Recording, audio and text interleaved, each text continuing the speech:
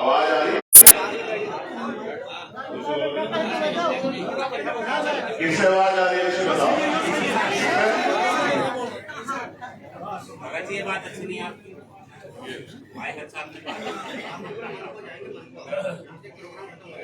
बसेड़ा कुंड के सम्मानित ग्रामवासी, यहाँ उपस्थित हमारी माताएं बहनें, सम्मानित बुजुर्ग, नौजवान साथी,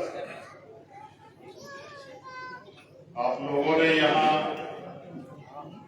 मुझे बुलाया, मैं इसके लिए आपका धन्यवाद करता हूँ। लेकिन बहुत सारी उम्मीदें आपको मुझसे हैं और बहुत सारी उम्मीदें मुझे आपसे हैं।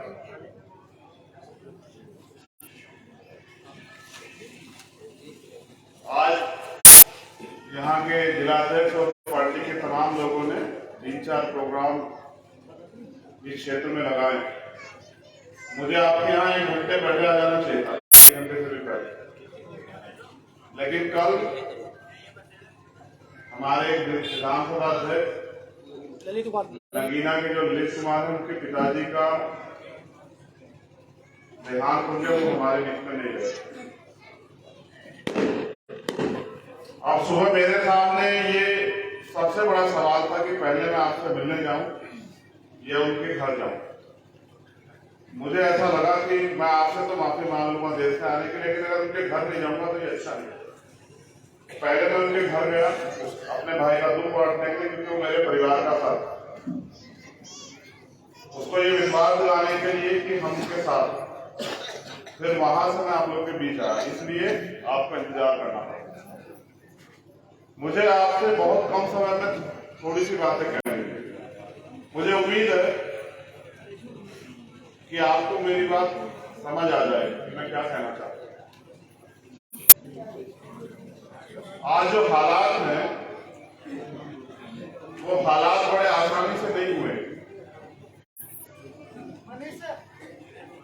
इन हालातों के लिए कि ऐसे हालात भारत में बने, 2 तरह के हालात पर मैं जब हालात की बात कर रहा हूं तो 2 तरह के हालात। एक जो आप देख रहे हैं कि चारों तरफ किस तरह की नफरत, किस तरह का झूठ, किस तरह की समस्याएं बड़े पैमाने पर। दूसरी तरफ कि आज अपने संविधान की वजह से इस देश के किसान, कमेरे, नौजवान, महिला, मजदूर, तमाम लोगों से कुछ अधिकार इस देश का नागरिक होने के नाते। तो जब मैं बात हालात की कर रहा हूं तो पहले बात मैं अधिकारों की कर रहा हूं कि भारत में जो भी वंचित वर्गों को मिला वो रोने, चिल्लाने, मांगने से नहीं मिला। इसके लिए कुर्बानियां देनी पड़ी, इसके लिए आंदोलन करने पड़े, संघर्ष करने पड़े। और अगर इतिहास को आप पढ़ोगे, समय समय में भारत की धरती पे ऐसे संत पुरुष, महापुरुष जन्मे जिन्होंने परिवर्तन के लिए काम किया। भगवान तथागत गौतम बुद्ध, संत शिरोमणि सतगुरु रविदास जी महाराज, भगवान वाल्मीकि महाराज, गुरु नानक देव, संत कबीर, गुरु गोविंद सिंह जी, ऐसे महापुरुष, ऐसे गुरु संत पैदा हुए जिन्होंने समाज को आगे बढ़ने का रास्ता दिखाया, जिन्होंने समाज के हकों की लड़ाई लड़ी, समाज की रक्षा की, देश की रक्षा की। फिर एक बड़ी दृष्टि पे जो महापुरुषों के जिन्होंने अपना पूरा जीवन हम लोगों को अधिकार इस आजाद भारत में मिल जाए, इसके लिए प्रयास किया। राष्ट्रपिता ज्योतिबा फूले, छत्रपति साहू जी महाराज, डॉक्टर बाबा साहब अम्बेडकर, सर छोटू राम, चौधरी चरण सिंह, बाबू जगदेव प्रसाद कुशवाहा, जननायक कपूरी ठाकुर, मान्यवर दीना वाल्मीकि, डॉक्टर ए.पी. अब्दुल कलाम साहब, इतने महापुरुष पैदा हुए और उन्होंने अपने बारे में सोचना बंद करके आम लोगों के बारे में सोचा, तब जाके हमारी जिंदगी में बदलाव हो। लेकिन मैं आपसे जो कहना चाहता हूं वो ये कि अभी मैं मध्य प्रदेश गया, वहां एक कार्यकर्ता के आंदोलन से वापस जाते हुए जान चली गई, और जब मैं उनके घर गया तो मैंने देखा कि उनका घर आज भी कच्चा। देश को आजाद हुए 75 साल हो गए। जब मैं देश में घूमता तो देखता हूं आज भी लाखों लोग साफ पानी नहीं पी पा रहे। मैं जब देश के विभिन्न कोनों में जाता हूं आंदोलन के लिए, संघर्ष के लिए, संगठन के लिए, अपनी बात रखने के लिए, तो अच्छे कपड़े नहीं है लोगों के पास, खाने को अन्न नहीं, ढकने को तन नहीं, तन ढकने को कपड़े नहीं, इस तरह के हालात हैं। ये सब चीजें जब देश आजाद हो गया तो क्यों सब लोगों तक नहीं पहुंच पा रही? क्योंकि जो भी सत्ता में आया वो ऐसा आदमी आया कि उसने लोगों की जिंदगी बदलने से ज्यादा अपनी जिंदगी बदलने और अपनी पार्टी को खड़ा करने में विश्वास रखा। समय समय पे फिर भी कुछ ऐसे महापुरुष जन्मे, जैसे मेरे रैपर मेरे गुरु महाराज साहब ने काशीराम, जिन्होंने अपने जीवन का एक पल हम किसान, कमेरों, शोषितों, वंचितों की तरक्की में लगा दिया। लेकिन जो आज दूसरे हालात बने वो ऐसे हैं कि नफरत का जहर बोला जा रहा है। मैं इस बात को नहीं छिपा सकता कि क्या हुआ अभी हरियाणा में। 2 बच्चों को सिर्फ जो अल्पसंख्यक समाज है, जैसे उसमें मुस्लिम हो, जैन हो, सिख हो, ईसाई हो, पारसी हो, उनके साथ जो अन्याय हो रहा है कि 2 बच्चों को राजस्थान से उठा के लाके हरियाणा में पहले पीटते हैं, उसके बाद जिंदा जला देते हैं। मुझ पे जवाब नहीं है कि मैं उनकी मां को क्या जवाब दूं कि उन्होंने जिनको बाल पोष से बड़ा किया, जिनको खून से सींचा, उनके बच्चों को जलाने का अधिकार देश के किसी को किसने दिया? और फिर कोई बोल नहीं रहा। वहां की सरकार वो जो परिवार आंदोलन कर रहा है अन्याय के लिए, वो उनके खिलाफ नोटिस जारी कर देती है, आंदोलन बंद करो वरना तुम पे मुकदमा दर्ज कर देंगे। तो मेरे जैसे लोगों का भी अगर हम लोग छुट्टी कर जाए तो ये बड़ा खतरनाक है। आज किसान को उसकी फसल का दाम नहीं मिल रहा, सरकारों ने वादे के दिए मिलेंगे। आज भी नौजवान बेरोजगार घूम रहा पढ़ लिख के, सरकार ने वादे किए कि हम रोजगार देंगे। कोई पेपर आता है तो लीक हो जाती है भर्ती, जो भी पेपर आए, सरकारी नौकरियां खत्म की जा रही, महंगाई बढ़ रही, और हमारे लोगों को बेवकूफ बनाने के लिए, गुमराह करने के लिए सरकार चुनाव से पहले अब राशन देने लगी। ये लड़ाई राशन की नहीं है, ये लड़ाई रोजी रोटी की। रोजी रोटी तो आप लोग मेहनत करके भी 5 साल कमाते हो। ये लड़ाई स्वाभिमान सम्मान की है, हक अधिकार की है, आने वाली नस्लों की है। अगर हम जिंदा होकर लड़ाई को नहीं लड़ेंगे तो फिर आने वाली पीढ़ी देश में क्या करेगी, इसका जवाब हमें देना पड़ेगा। मैं अभी हरमिंदर साहिब गया, मेरे सिख समाज के भाई बैठे, वहां के जो जत्थेदार हैं यानी हरप्रीत सिंह जी, मैंने उनसे भी पूछा कि ये देश गुरुओं संतों महापुरुषों का देश है, तो हम चुप क्यों हैं? जो अन्याय देश में बढ़ रहा है, क्या कल हम उसका जवाब देने के लिए तैयार हैं? उन्होंने मुझसे कहा कि था लड़ाई में साथ है, हम सब लोग साथ हैं, जब भी अन्याय जहां जरूरत पड़ेगी हम के साथ है। मैं तो आपसे पूछने के लिए आया, ये जो नौजवान बैठे, क्या तुम्हारी जिंदगी किसी के लिए मायने रखती है? तुम्हारा जीना, मरना, भूखे रहना, प्यासे रहना, संघर्ष करना, दुखी होना, खुश होना, तुम्हारी जीवन किसी के लिए देश में अहमियत रखती है क्या? किसी को तकलीफ होती है क्या? यहाँ पशु मर जाता है तो बवाल हो जाते हैं, इंसान मरता है तो बात ही नहीं होती। ये मेरी माताएं बैठी, बताओ गरीब तुम्हारी किस्मत में किसने लिखी? और कब तक गरीब रहोगे ये भी बताओ मुझे। कब तक भूखे रहते रहोगे? शादी कराओगे तो उधार लोगे, मकान बनाओगे तो उधार लोगे, फिर जब यहाँ का उधार उतारते रहोगे, कब तक जियोगे जिंदगी को? भाई पहले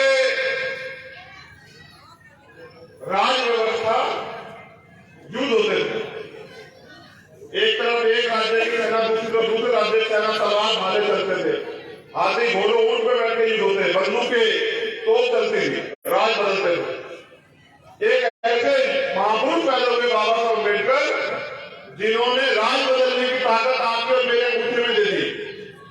उन्होंने ये कहा कि अब के बाद रानी की पेट से राजा पैदा नहीं होगा, राजा आपकी वोट से तैयार होगा। आप ये बताओ, 75 साल हो गए, हमारी पार्टी के सम्मानित नेता यहाँ हैं, हमारे संगठन के सम्मानित नेता, हमारे यहाँ भूतपूर्व वर्तमान प्रधान बैठे हैं, हमारे मौजूद लोग बैठे हैं। ये बताओ, अपने मुल्क में बेबसी, गुलामी, अन्याय, अत्याचार के साथ जीना कौन से कलबंदी? मैं आपसे पूछ रहा हूं नौजवान साथी, एक रास्ता है अपने पैरों पे खड़ा होने का, एक रास्ता बैसाखी के सहारे चलने का। आप किसको चूज करना चाहते हो बताओ? आप अपने पैरों पे खड़ा होना चाहते हो या बैसाखी के सहारे चलना चाहते हो बताओ? पैरों पे खड़ा होना चाहते हो तो संघर्ष करना पड़ेगा। जिस तरह आज आप पूरी जोश में गर्मी नहीं देख रहे हो, धूल नहीं देख रहे हो, पसीना नहीं देख रहे हो और मेरे साथ चल रहे हो, इस तरह आपको लड़ाई को लड़ने के लिए आगे बढ़ना पड़ेगा अगर चाहते हो माँ बहन को सम्मान मिले। मैं तुमसे सवाल कर रहा हूं, जाओ चेक करो डॉक्टर उठा के कि कितने परिवारों को वो सुविधाएं मिल रही जो देश के अमीरों को मिलने, जाओ चेक करो जाके देखो। कितनों के घरों में एसी, कितनों के घरों में 4 महंगी गाड़ियां, कितनों के बिजनेस, कितनों के पास खेती करने के लिए जमीन। हमने मध्य प्रदेश का आंदोलन आपने हमारा देखा होगा, जब मैंने वो घर कच्चे देखे, हमारी सरकार नहीं है वहां, लेकिन हमने उस दिन तय कर लिया कि जितने कच्चे मकान हैं हम 1 महीने में डाटा इकट्ठा करके सारे मकान पक्के बनवाएंगे, सरकार से संघर्ष करके। और आज मध्य प्रदेश के सारे गरीब, जब से उनको पता लगा वो हमारे साथ खड़े हो रहे, कह रहे हैं कि आपको भरोसा 75 साल में इनको दिखाई दिए कि किस तरह हम अपने घर में जो है टोटली स्टील के नीचे अपना जीवन व्यतीत कर रहे, किसी को दिखाई दिया, आपको दिखाई दिया। मैं आपसे पूछना चाहता हूँ, यहाँ तो हमारी जिंदगी में बदलाव हुआ है, क्या रोजगार आपका अधिकार नहीं है? क्या जिनके पास जमीन है उनको जमीनें नहीं मिलनी चाहिए क्या? जिनके पास हम टैक्स देते हैं, सरकार हमारे टैक्स से चलती है, जब हम टैक्स देते हैं तो हमारी जिंदगी में जो सुख सुविधा चाहिए उसको देने का अधिकार सरकार को तो क्यों नहीं मिल रही? आज मजदूर परेशान, किसान परेशान, महिलाएं परेशान, न्याय नहीं हो रहा है, तमाम तरह की परेशानियां खड़ी, कोई सुनने वाला नहीं। हमें इस लड़ाई को मजबूत करने के लिए अपने पैरों पर खड़ा होना पड़ेगा। मैं तो तुम्हारा जोहर भी देखना चाहता था, मैंने इनसे कहा कि ये लाठी लेके घूम रहे हैं, क्या इनसे लाठी चलानी आती है? अगर इनसे लाठी चलानी आती है तो बहुत अच्छी बात है, तो फिर और लोगों को भी सिखा दो, हो सकता है कभी लाठी की जरूरत पड़ जाए। ये लड़ाई बहुत निर्णायक होना चाहिए। गुरु गोविंद सिंह जी कह के गए कि राज के कई रास्ते होते हैं, लेकिन मैं आपको हर तरह से तैयार करना चाहता हूं, क्योंकि अब हम इस देश में मरेंगे नहीं, अब इस देश में हम गुलामी बेइज्जती के साथ नहीं जिएंगे, अब हम यहाँ स्वाभिमान, सम्मान और हक अधिकारों के साथ जिएंगे। आपके पास चयन करने का मौका आने वाला है। मैं अकेला लड़ाई को बिना आपके सहयोग के नहीं लड़ सकता, आपको खड़ा होना पड़ेगा। और देखो जब कोई बात हमारी बहनों की तरफ को देखो, वो कामयाब होना चाहती है, क्या उनके लिए रोजगार के लिए सरकार पे कोई प्लान है? वो पढ़ना चाहती है, क्या उनको पढ़ाने के लिए सरकार पे कोई प्लान है? वो घर में रोजगार करना चाहती है सम्मान से जीने के लिए, क्या सरकार के पास कोई प्लान है उनको रोजगार देने की? जब हम ये सब चीजें अपनी ताकत बना के खुद दे सकते हैं तो किसके भरोसे बताओ? क्या हम अपनी ताकत बना के ये नहीं दे सकते बताओ? तो फिर हम किसका इंतजार कर रहे हैं? अगर अन्याय खत्म करना चाहते हो तो फिर लड़ो। वो जो वहां मेरी बहनें खड़ी हैं, क्यों खड़ी हो धूप में? क्यों खड़ी हो धूप में बताओ?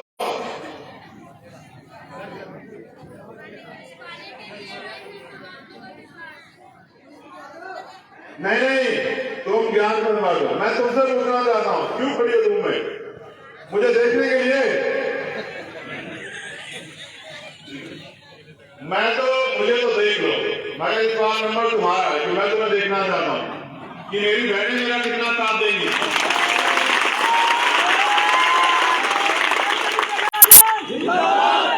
देखो रुक जाओ,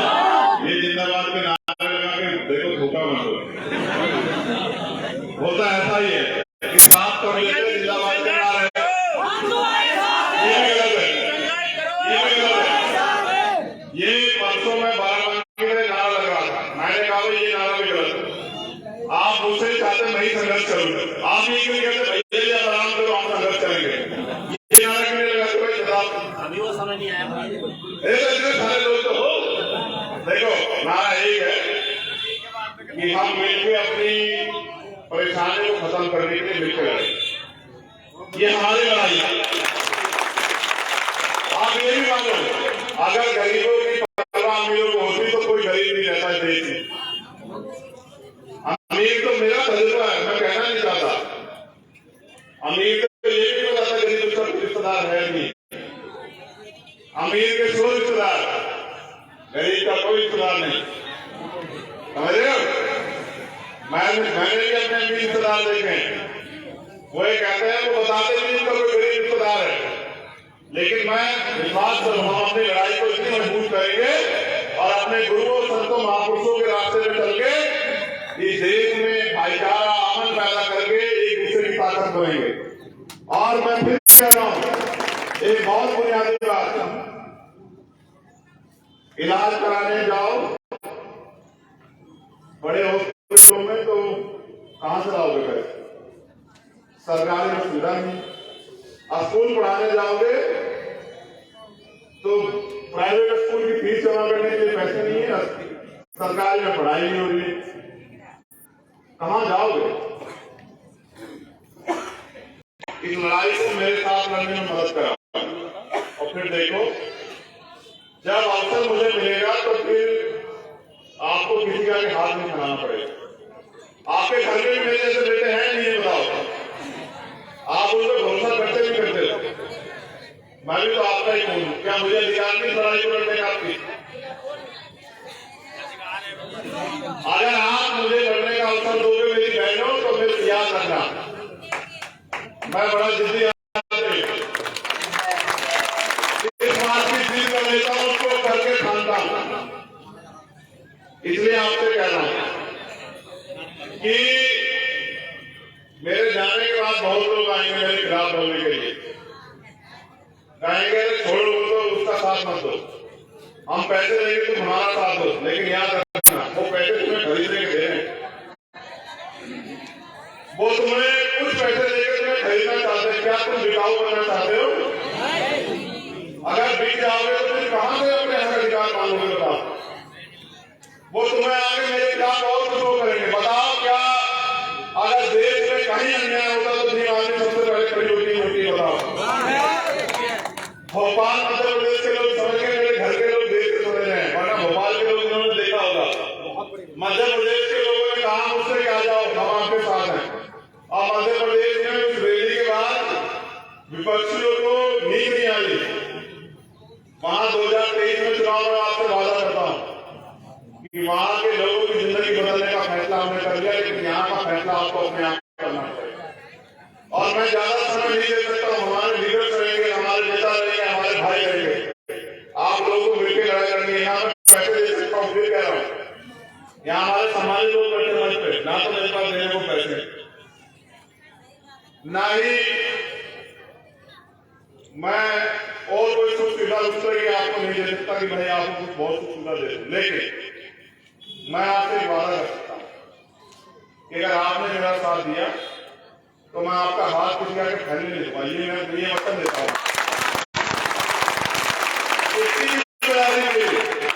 लेकिन फिर कह रहा हूं ये ध्यान रखना, क्योंकि गरीब में हमारे लोग तो पैसा शराब मिठाई खाई में भूल जाते हैं। अगर आप अमीरों के साथ खड़े जाओगे तो कोई गरीब का बेटा कैसा आगे बढ़ेगा? बताओ, ये कहाँ आया लोग, ये आपके बीच का आया लोग, एक गरीब परिवार से आता ही नहीं। मैंने आपसे अपील की, संघर्ष किया, इसको जिला पंचायत आप लोगों ने बनाया, लेकिन आप ये विचार करा लो इसके क्षेत्र में सबसे ज्यादा काम ब्लड बैंक यही करवा रहा है और कोई नहीं करवा रहा है, आप चेक करवा लो। सबसे ज्यादा काम इसके क्षेत्र में यही करवा रही है वैसे धर्मेंद्र जी, ये हमारे दूसरे जिला पंचायत। सबसे ज्यादा सम्मान अगर मुझे किसने दिया तो बिजनौर के लोगों ने दिया, ये भी आपके बीच में। और सबसे ज्यादा काम अपने क्षेत्र में ब्लड बैंक सबसे ज्यादा ये करवा रहे हैं। ये तब है जब हम पे बहुत कम ताकत है। सोचो जितनी आप लोग हमें ताकत होगी फिर क्या होगा। हम अपने परिवारों के लिए, जो हमारा बहुजन समाज है, कमजोर वंचित शोषित किसान का मेरे लोग घर तक रोजगार पहुंचाने का प्रयास करेंगे। हमारा तो लक्ष्य है कि हर घर को एक रोजगार को कम से कम मिलना चाहिए कि उसे किसी के आगे हाथ ना फैलाना पड़े। हर घर को पक्का मकान और हर घर को वो सुविधाएं जो सरकार को देनी चाहिए वो मिलनी चाहिए। तो मैं आपसे बस ये निवेदन करूंगा, क्योंकि मुझे जाना है, आप लोग यहाँ हो, मुझे सुनने के लिए आए, मुझे देखने के लिए आए, मुझसे प्यार करते हो, आशीर्वाद देने के लिए आए, तो इस लड़ाई में मेरा साथ देना। मैं बार बार नहीं आ पाऊंगा, मेरे कंधों पे बहुत बड़ी जिम्मेदारी है। जब देश में कहीं भी अत्याचार होता है, हर माँ बहनी चाहती है जहाँ को कर आए हमारे पास, इसलिए मैं समय कम दे पाता हूँ। तो आप मेरा साथ दोगे भी दोगे, बताओ नहीं, दोनों हाथ उठाने दोगे तो मालूम। अभी हमारे मुस्लिम समाज के लोग तैयार नहीं, चिंता मत करो, आपको भी मेरे जैसा लड़ाका कोई नहीं मिलेगा, याद रखना। आजाद समाज पार्टी, आजाद समाज पार्टी, आप उठाओ हाथ लोग मेरे साथ। ऊपर जो लोग साथ नहीं उनको भी देख रहा हूँ, जो पहले हमारे साथ नहीं है। चलो शुक्रिया, धन्यवाद। बस एक चीज याद रखो, लोकतंत्र है, आपका ज्यादा ताकत, आप जिसको ताकत दो मिट्टी के आदमी को वो ताकत हो जाएगा। फैसला आपको करना है। मैं हर कदम पे आपके साथ, मेरा रिश्ता आपसे वोट का नहीं, याद रखना, मेरा रिश्ता आपसे खून का। आपकी तरफ उठने वाली हर आंख पे को जवाब देने के लिए मैं तैयार हूं, लेकिन मेरी ताकत भी आपको ये भी याद रखना, इस अमीरों की भीड़ में मत भूल जाना। ये जिंदगी बदलना चाहते नहीं बदलना चाहते, बताओ। ठीक है, मेरे साथ देना। बहुत बहुत धन्यवाद बसेड़ा स्कूल के सभी साथियों को जिन्होंने प्रोग्राम कराया। वो हमारे सम्मानित साथी बदरुद्दीन अंसारी जी, सरदार बंदयाल जी, राजेंद्र सिंह जी, पुष्पराज कश्यप जी, प्रधान मंगल सिंह जी, संगवा सिंह जी, मोहम्मद इसाक जी, नौसार जी, तस्लीम जी, महबूब भाई, महबूब